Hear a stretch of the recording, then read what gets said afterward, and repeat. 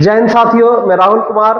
स्वागत है आज के इस नए वीडियो में, जिसमें हम लोग एक बहुत ही जबरदस्त क्वेश्चन जो बिहार बोर्ड के दृष्टिकोण से बहुत ही ज्यादा इंपॉर्टेंट है ना, जो एक इतिहास का क्वेश्चन, दीर्घोत्तरीय क्वेश्चन की जो श्रृंखला चल रही है, सीरीज चल रही है, उसमें हम एक 5वें नंबर क्वेश्चन को लेकर के आए हैं, जिस क्वेश्चन का नाम है प्यारे बच्चों, मगध साम्राज्य के उत्कर्ष के कारणों का वर्णन करें, है ना। मगध साम्राज्य आखिर क्यों उत्थान हुआ था, क्यों इतना डेवलप विकास किया था, उसके कारणों का वर्णन करें। उससे पहले प्यारे बच्चों, स्वागत है आप सबका ऑनलाइन बुद्धा क्लासेस पे, जहां पे सपने बनते हैं हकीकत। प्यारे बच्चों, मैं आशा करता हूं कि आप सभी अच्छे होंगे, शानदार होंगे, जबरदस्त होंगे और जिंदाबाद होंगे, और अपनी पढ़ाई को पूरी मेहनत और लगन के साथ कर रहे होंगे। तो चलिए शुरू करते हैं आज के इस क्वेश्चन के आंसर को जानना। प्यारे बच्चों, जैसा कि आप देख सकते हैं, क्वेश्चन है आखिर मगध जो साम्राज्य था इतनी तरक्की क्यों की, है ना। मगध पूरे उस समय पूरे भारत नहीं, पूरे ऑल ओवर विश्व में टोटल 16 जनपदों में बटा हुआ था, है ना। और 16 जनपद में आपका एक जनपद जो था, एक महाजनपद जो था, वो था आपका मगध, है ना। और सभी महाजनपदों में मगध जो था सबसे शक्तिशाली, सबसे उत्कृष्ट और सबसे उन्नत स्थिति में था। तो आखिर कौन कौन से कारण थे जो इस मगध को आगे ले जाने में अपना एक महत्वपूर्ण भूमिका निभाया। तो कहते हैं प्यारे बच्चों कि मगध की जो थी वो 2 राजधानी थी, एक था आपका पाटलिपुत्र और एक था आपका राजगृह, जिसको आज हम राजगीर के नाम से जानते हैं। तो मगध की जो भौगोलिक स्थिति है वो बड़ा ही अद्भुत है। कैसे? तो इसकी जो राजगीर जो शहर है ना, इसकी जो पहली राजधानी राजगीर जो था, जिसको बिंबिसार ने इस नगर को बसा करके मगध की पहली राजधानी बनाया था, ये जो राजगीर शहर है ना, ये जो राजगीर है वो चारों ओर से पहाड़ियों से घिरा हुआ क्षेत्र था। आप सोच के देखिए कि एक ऐसा क्षेत्र, एक ऐसा राज जो चारों तरफ से पहाड़ियों से घिरा हुआ है, अब उस क्षेत्र पे, है ना, बाहर के कोई व्यक्ति यदि आक्रमण करना भी चाहेगा तो सबसे पहले उन पहाड़ियों को क्रॉस करना पड़ेगा, है ना। अब पहाड़ पर्वतों को चढ़ने में कहीं ना कहीं समस्या आएगी। जब तक पर्वत पे चढ़ेगा तब तक उसको सारी जो शक्तियां वो थककर चूर हो चुकी रहेगी। तो कहीं ना कहीं मगध की भौगोलिक स्थिति, यानी राजगीर जो है पहाड़ियों के बीच में बसे रहने के कारण यहाँ पे बाहरी आक्रमणों का खतरा बहुत ही कम था। दूसरा, पाटलिपुत्र जो था वो चारों तरफ से नदियों से घिरा हुआ क्षेत्र था, है ना। तो कहने का मतलब है कि नदी को पार करके भी आक्रमण कर पाना आक्रमणकारियों के लिए बेहद ही मुश्किल का काम था। यानी सबसे पहला जो कारण इसका बनेगा वो आपका क्या बनेगा प्यारे बच्चों? सबसे पहला जो कारण बनेगा वो आपका भौगोलिक स्थिति बनेगा, है ना, कि मगध की जो भौगोलिक स्थिति थी वो बहुत ही उन्नत थी। भौगोलिक स्थिति उसकी उत्कर्ष, है ना, उत्थान में एक बहुत बड़ा भूमिका अदा किया था। दूसरा क्या था? दूसरा था यहाँ की सैन्य व्यवस्था, है ना, यहाँ की सैन्य व्यवस्था। सैन्य व्यवस्था कहने का मतलब है कि मगध में जो सैन्य व्यवस्था थी, मगध का जो क्षेत्र था वो पूरी तरह से धातुओं से, जैसे लोहा वाला क्षेत्र था। तो कहीं ना कहीं लोहा से घिरा हुआ क्षेत्र रहने के कारण यहाँ पे अस्त्र शस्त्र बनते थे। और दूसरी चीज है कि यहाँ की जो सैन्य व्यवस्था थी बहुत ही जटिल थी, बहुत ही जबरदस्त था। यहाँ की जो एका पर एक, मगध की एका पर एक राजा हुए, जैसे आप लोग सुने होंगे अशोक के बारे में, है ना, आप लोग सुने होंगे चंद्रगुप्त मौर्य के बारे में, चंद्रगुप्त मौर्य के बारे में। उसी तरह से बहुत सारे ऐसे राजा हुए, कहां? मगध में, जो मगध की तरक्की में इन्होंने बहुत हद तक अपना योगदान दिया। उसी तरह से इसकी जो तीसरा, जो मगध की उत्कर्ष का उत्थान में जो तीसरा जो कारण बनता है वो आपका बनता है इसकी आर्थिक स्थिति। इसकी आर्थिक स्थिति कैसे? तो मगध जिस जगह पे था, मगध का जो जितना भी क्षेत्र था वो सभी नदी के किनारे होने के कारण यह बड़ा ही उपजाऊ होता था। ये क्षेत्र बड़ा ही उपजाऊ था, और उपजाऊ होने के कारण यहाँ की कृषि व्यवस्था, है ना, कृषि के साथ साथ यहाँ की जो वाणिज्य व्यवस्था थी, वाणिज्य यानी व्यापार जो होता था बड़ा ही उन्नत तरीके से होता था। यानी कहने का मतलब है कि आर्थिक स्थिति भी मगध का बेहतरीन था, एक जबरदस्त था, जिसके कारण मगध को आगे बढ़ने में, है ना, मगध को उत्थान करने में कोई भी, सभी जनपदों में मगध जो था वो सबसे आगे निकला। तो आइए हम इसके आंसर को जानते हैं, है ना, एकदम बिल्कुल कैसे लिखेंगे इस क्वेश्चन के आंसर को, कैसे लिखेंगे बिल्कुल एकदम लाइन बाय लाइन हम लोग जानते हैं। तो सबसे पहला क्या है कि 16 महाजनपद में मगध जो था सबसे शक्तिशाली और सबसे प्रभावशाली महाजनपद था। टोटल 16 महाजनपद थे, जिसमें से मगध जो था वो सबसे शक्तिशाली, सबसे प्रभावशाली था। इसके राजा बड़े शूरवीर हुआ करते थे।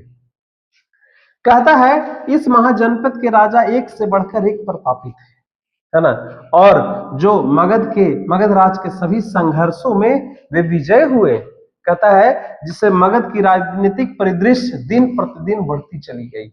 यहाँ के राज्यों के संघर्ष, राजाओं की वीरता ने मगध को दिन प्रतिदिन इसको आगे लेकर के जाता गया, जिसके उत्कर्ष के कुछ निम्नलिखित कारण है ना। लिखने का तरीका पर बच्चों यदि क्वेश्चन आती है एग्जाम में तो आपको इसको इसी तरह से लिखना है। क्या है? पहला, मगध की भौगोलिक स्थिति, है ना, मगध की भौगोलिक स्थिति, यानी मगध जिस जगह पे था उसके बारे में बात किया जा रहा है। कहता मगध एवं इसकी जो राजधानी है वो सामरिक दृष्टिकोण से अत्यंत सुरक्षित स्थानों में थी। सुरक्षित बोले तो किसी प्रकार का कोई आक्रमण का खतरा उसके पास नहीं था मगध के पास। कहता है राजगीर जो था वो चारों ओर से पहाड़ियों से घिरा हुआ था। जैसा कि मैंने ही बताया, राजगीर का इलाका है, आप जब कभी राजगीर घूमने जाइएगा तो कभी आप देखिए राजगीर के परिदृश्यों को देखेंगे तो चारों तरफ से पहाड़ों से घिरा हुआ क्षेत्र, पहाड़ भी है जो कि जंगलों से भरा हुआ पहाड़ है। तथा पाटलिपुत्र, इसकी जो दूसरी राजधानी है, कौन सी? पाटली जो पुत्र है एक जलदुर्ग के समान था। जलदुर्ग कहने का मतलब है कि अनेक प्रकार की नदी, गंगा नदी, पुनपुन नदी, है ना, सोन नदी, इन सारी नदियों से घिरा हुआ क्षेत्र होने के कारण किसी भी प्रकार का बाहरी आक्रमणों का कोई खतरा इसके ऊपर नहीं था। कहता है आंतरिक रूप से सुरक्षित होकर मगध के राजाओं ने साम्राज्य विस्तार की ओर अपना क्या दिया? ध्यान दिया। अब जब मगध के राजा देखे कि हमारा जो क्षेत्र है वो पूरी तरह से सुरक्षित है ना, ना किसी बाहरी आक्रमण का डर है, किसी प्रकार का कोई डर नहीं है, तो चलो क्यों ना इसको हम आगे लेकर के जाए, है ना, बेहतरीन तरीके से इसका विकास करें। तो वहां के राजा जो भी थे मगध को आगे ले जाने में एक महत्व, क्योंकि मेन तो था बाहरी आक्रमणों का खतरा, है ना, जो कि बाहरी आक्रमण, हालांकि इस पे आक्रमण हुआ लेकिन मगध के राजा इतने शूरवीर हुए कि कभी मगध की बाल भी बांका नहीं हो सकी, है ना। जितने भी, चाहे अशोक हो जाए, चाहे अजात शत्रु, है ना, चंद्रगुप्त मौर्य, बहुत सारे युद्धों में सभी को पराजित करता चला गया। यहाँ तक कि सिकंदर भी मगध पे आक्रमण किया था, है ना, लेकिन सिकंदर भी मगध को जीत नहीं पाया, उसके सेनापति सलीकस निकट। चलिए, तो ये पहला कारण था मगध की भौगोलिक स्थिति। आशा करते हैं कि यदि क्वेश्चन आएगा पर बच्चों तो हूबहू आप इसको अपने शब्दों में भी आप इसको लिख सकते हैं कि मगध की भौगोलिक स्थिति। राजगीर, मगध की पहली राजधानी राजगीर और दूसरी राजधानी पाटलिपुत्र। राजगीर जो था वो चारों ओर से पहाड़ियों से घिरा हुआ क्षेत्र था और पाटलिपुत्र एक जलदुर्ग था। जलदुर्ग कहने का मतलब चारों ओर नदियों से घिरा हुआ क्षेत्र था, जिसके कारण बाहरी आक्रमणों का खतरा बहुत ही कम था। तो इस तरह से मगध के राजाओं ने मगध को आगे ले जाने में अपना एक महत्वपूर्ण भूमिका निभाई। नेक्स्ट, दूसरा जो कारण है, दूसरा कारण है मगध की आर्थिक संपन्नता, है ना। मगध जो था पूरी तरह से आर्थिक रूप से संपन्न था।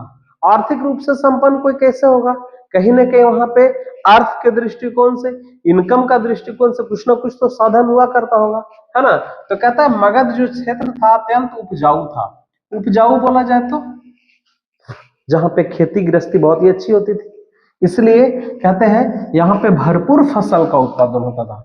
फसलों का उत्पादन बड़ा ही अच्छे तरीके से, है ना, तेजी से होता था। इसके अलावे क्या था? यहाँ के उद्योग, शिल्प और वाणिज्य व्यापार भी विकसित हुआ। क्षेत्र तो उपजाऊ था ही था, साथ में साथ ये क्षेत्र में उद्योग धंधे तेजी से विकसित किए, वाणिज्य व्यापार बड़ा ही तेजी से हुआ, जिससे इस राज्य की आर्थिक संपन्नता भी तेजी से बढ़ी तथा प्रशासन के लिए, सेना के लिए प्रचुर मात्रा में यहां से धन मिला। अब सोच के देखिए कि जो क्षेत्र अर्थ के दृष्टिकोण से, कहते हैं ना कि जिस क्षेत्र के पास अपार धन संपदा होगा, है ना, जिस राजा का खजाना, जिस राज का खजाना पूरी तरह से भरा हुआ रहेगा, उस राज की तरक्की होने से कोई रोक नहीं सकता। वही मगध के साथ हुआ। मगध की आर्थिक संपन्नता तेजी से बढ़ा। कैसे? यहाँ का क्षेत्र उपजाऊ था, यहाँ पे वाणिज्य व्यापार पूरी तरह से विकसित थे, जिसके चलते, है ना, जिसके चलते मगध जो है वो तेजी से आगे बढ़ता चला और प्रशासन और सेना के लिए प्रचुर मात्रा में क्या मिलता चला गया?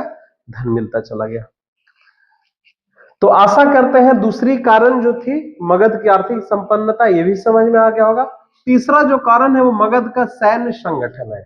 सैन्य संगठन, है ना, सेना की कुशलता। जैसे आप सुने होंगे चंद्रगुप्त मौर्य की सेना एक प्रकार की चतुरांगनी सेना हुआ करती थी। चतुरांगनी सेना कहने का मतलब है कि पैदल सैनिक भी होते थे, घुड़सवार भी होते थे, है ना, फिर आपका हाथी पे भी सवार होते थे।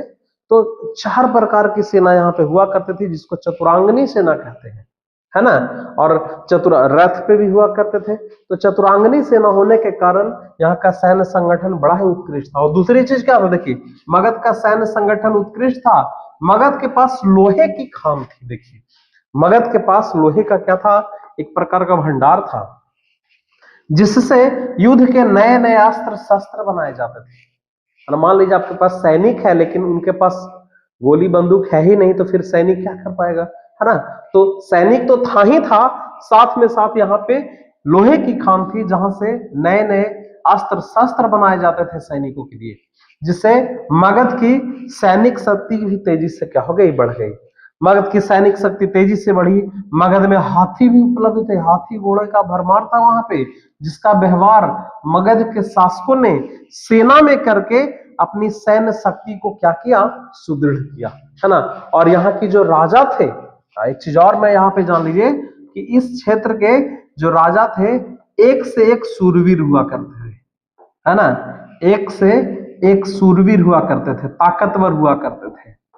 जैसा कि आप लोग नाम सुने होंगे, अजातशत्रु हुआ, है ना, बिंबिसार हुआ, उसके बाद अशोक हुए, ठीक है, और भी जितने भी बहुत सारे, चंद्रगुप्त मौर्य हुए।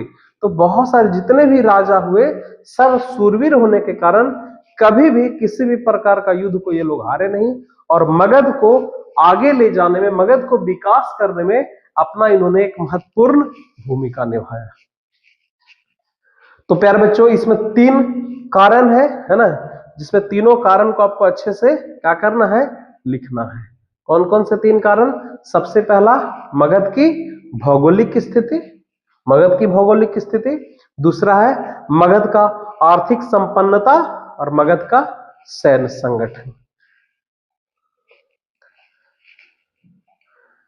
चलिए तो आज के लिए इतना ही तक।